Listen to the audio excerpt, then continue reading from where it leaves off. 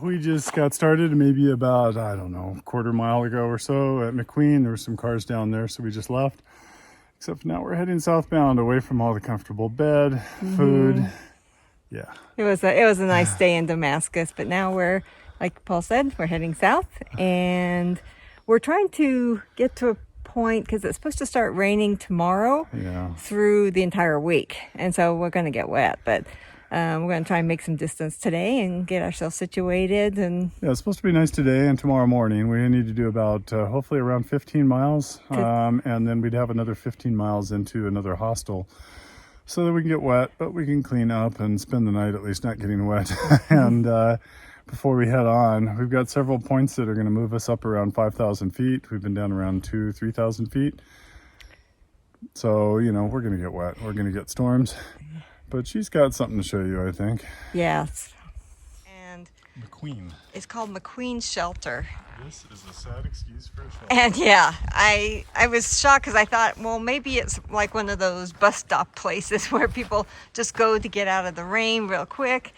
But I think this is their version of a shelter. Oh my gosh, it's tilty. And then, I mean, inside it's got this little bench area. You know, I mean, if you're in a thunderstorm or a rainstorm, I think it might keep you dry. Well, the roof looks pretty intact, but the sides, you know, of course have gaps, but it's sagging. it is sagging. It's pretty scary. There's no tent spots that I can see at a glance. Maybe there's one or two, but we're back in Tennessee, which means no privies, no bare boxes or bare poles. Not much. There's not much. And so this is one of the areas too that has the bear problem. And so we can't camp here, which we were planning to anyway. But it's surprising that this is their shelter. That's pretty pathetic. Oh my goodness.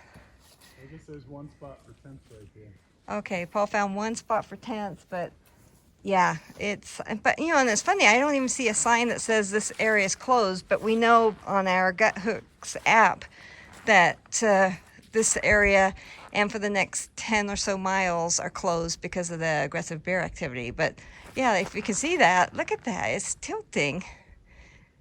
Boy, I guess if you had to, I'd go in there under a storm, but I wouldn't sleep there just for a typical night. Oh well, we're gonna move on. Cruising along the trail, happened to notice the jumble of rocks. What I didn't notice was the sign that said water. And down here, there's a nice pooling spring that quickly fades out and becomes nothing. Oh, we still don't need water. We have a couple bottles.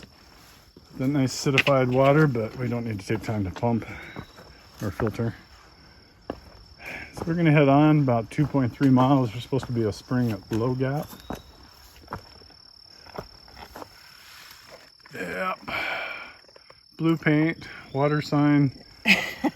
And we were oblivious to it. Yep, my outdoor forest skills are pathetic. We just came out of the forest over there, across the street. This is called the Purple Heart Trail. And it's a little picnic bench area. And over here, looks like we've got, oh nice, there's a pipe spring. We're going to gather some water and then head on up the trail. A lot of today has been ridge walking. It's just been kind of pleasant. Can't really see it with the camera, but between the trees sometimes we get a little bit of a view. Just doesn't come out on camera. I'm sure when the trees are sticks, it's easier to see. Well, it's just a day for walking. Not a whole lot of views, not much to see, but a beautiful day for walking. Gonna miss this when the rains come in. We come out from this ridge walking. Actually, we're going pretty steeply uphill right here. Get this nice clearing. but not much of a view. To the naked eye, actually, that area out there between the V of the trees, it's actually a lot clearer. Kind of a nice view onto farms, those hills. Pretty. But for a moment, I thought we had a really nice view. Oh well. Nothing all that interesting. Just coming up this trail and realize I had all these old fence posts right next to it. Wires stripped off, but posts are still there. Kind of like some of those field stone walls. Remnants of some past here. Oh well, we have about 0.8 miles to the next shelter, whose name I don't remember, and we're gonna stop there, take a rest. Pretty decent uphill. May not look like it on camera, but it's been pretty decent. I think we're getting close to the end of it. A little walk over to the shelter. We'll be ready for it. We're at Double Springs Shelter, and it is similar to one we saw, I think it was yesterday, and it was built in 1960 by the U.S. Forest Service, and it's supposed to accommodate 6 people in here. And they even have a little graffiti board, hoping people will use that to leave their names versus carving it into the wood or painting it or drawing it on the wood. They've got the screen down here too, hopefully to keep, I guess, animals out from underneath the shelter. Not bad. It's, you know, Miles better than the last one. it was much better than the last shelter, the one that was kind of tilty. But unfortunately, we can't stay here because, again, this shelter is closed due to aggressive bear activity. They do have a good spring down here, a little pipe spring, and there's a nice flat spot way down there for tents. But, yep, we can't stay here because this area has been closed for overnight camping. And there is no privy, so you can't do a privy review. There's Paul laying down there resting. They do have a picnic table, though, and a fire pit. But again, can't stay here, so we're moving on. Right off trail, a nice little camp spot. My wife, and as advertised, right on the trail, there's a little pipe spring. That's nice. We don't actually need the water. We still watered up when we were at that shelter. Kind of wish this was a little bit further away, but still nice when you see something like that. I always enjoy seeing water.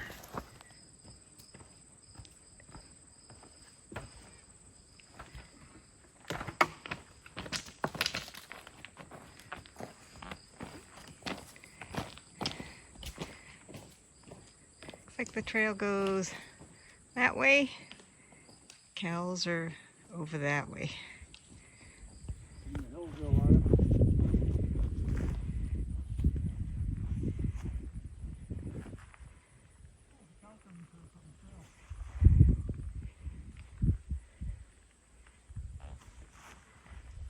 Oh yeah. How can we pass this by?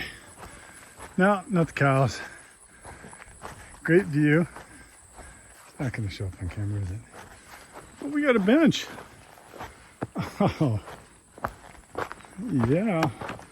Big, wide. Let's see if we can zoom in and get a little better view.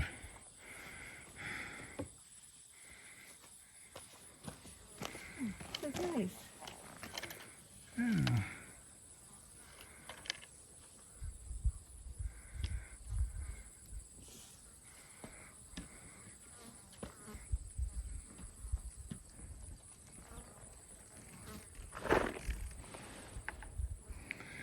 That's where we're headed someplace. Nice. This little guy is pretty curious. Oh, now he stopped looking to look at us. The sweetheart. Poor thing with all those flies on its face. He's going to realize the rest of the herd is down the hill. Young boy. Beautiful. Boy, these flies are obnoxious though. Yeah, it would be.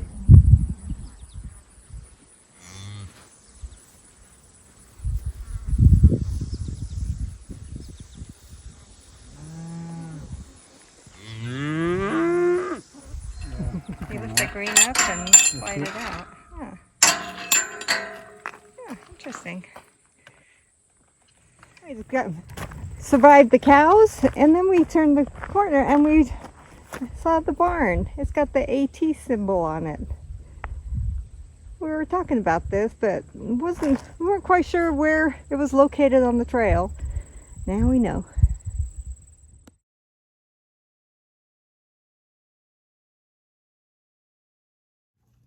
We got all excited because there's a little side trail, bright lights, look like a view.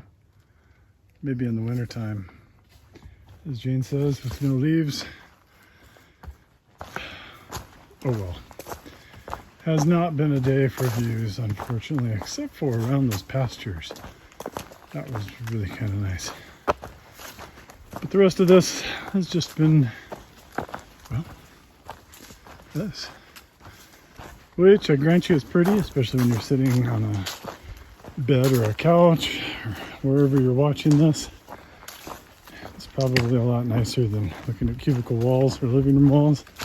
I tell you, I always used to think that, but let's face it, when you're in this all the time, 24/7, well, it's not 24/7, we're in town, but quite a bit, you start getting a little numb to it. It is pretty. But there's a lot to be said for being able to look out and have views. This is a monument to Nick Grinstaff. The way that concrete slab is in there, I kind of wonder if he's buried here, but it's not the way it was presented. I have no idea what the wreath and such is, but apparently I'm missing something on this side.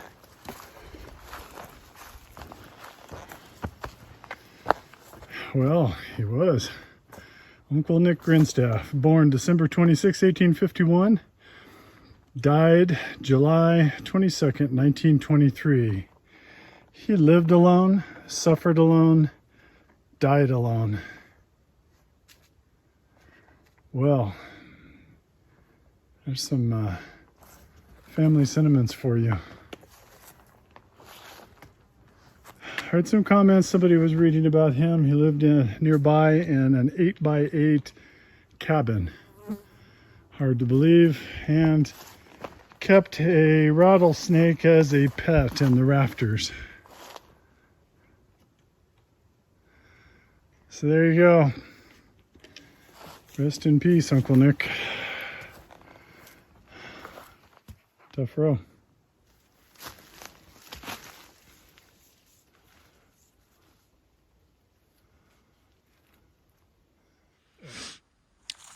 We made it to Iron Mountain Shelter, and as you can see, it's just like the other ones. You've got that kind of weird fire pit thing here with the cement around it.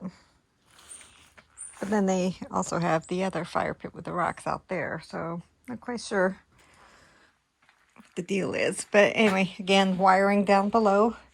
Keep the critters out, I guess, from underneath. And roof looks intact. Got a lot of these little chandeliers here. And yeah, someone put up a little clothesline. So it's pretty clean. We're deciding if we're going to stay here or not. Paul's gone down that trail, down that way. It's supposed to be a spring down there with some water. We're pretty much down to, I think, a half a liter. And we looked ahead, and the two springs, the comments for the two springs further down the trail are saying that they're dry. So yeah, we're hoping that we have some water here, and we will pack some up probably and take with us. As you can see, you know, a lot of these shelters in Tennessee, I think they don't have privies, which is no big deal. We can dig a hole out in the forest, but they don't have any bare boxes or bare cables or bare poles whatsoever. So you're relying on making sure you hang your food well in these trees. And we saw a lot of bear scat coming down the trail to this area. So I know that they're going to be roaming around tonight, and I just don't want them to get into the food because then they'll be having behavior problems. So we're trying to decide what to do. We might just hopefully get some water here and then go 3 more miles down the trail to another campsite. We are outside the bad bear area now, but I don't think the bears really know when that line stops. You know, maybe they just stop visiting certain shelters or something like that. But yeah, we're just not sure what we're going to do here. But anyway, this is the shelter. And they do have a picnic table. It's kind of crooked, but that's okay. We've seen other things that have been crooked on this trail recently. So anyway, I'm going to go down and see if Paul's found any water, and we'll decide what we're going to do. This little beauty's about 15-20 feet from me. The camera makes it look a little further. About scared the tar out of me because I'm getting water out of this spring. And the spring is about tapped out. Unfortunately, I think I was probably between her and her water. Fortunately, I'm feeling greedy. We need the water. We're down to our last maybe third of our bottle. There's small pools. Somebody dug one out. It's actually clear, cold water. It's flowing slightly. You can kind of see the ripples down over there. Just a dribble. Sure is dry up here. So I'm going to get out of the way. Let her have her drinking fountain. I'm happy to have 2 liters. Trickling stream, or a trickling spring. Slowly going into this little bowl. And then Paul's scooping it into the bag so I can filter it, and then I'll pass him another one. There's a couple trail maintainers above us, up on that hill up there, and they were down here getting some water too, and they're not sure what the spring situation is like down the trail either. So we're gonna just get as much water as we can and then go find a campsite.